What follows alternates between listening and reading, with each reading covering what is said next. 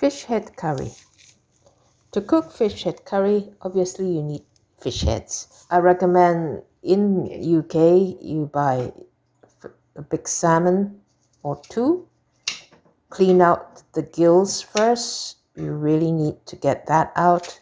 Gills are the filters of a fish, so you obviously don't want to eat that.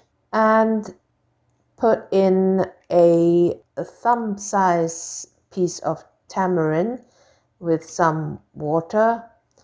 Soak it for about an hour, then sieve it and put the tamarind seeds and the pulp into the fish head with 1 teaspoonful of salt and 2 teaspoonful of sugar. Rub it into the fish heads thoroughly.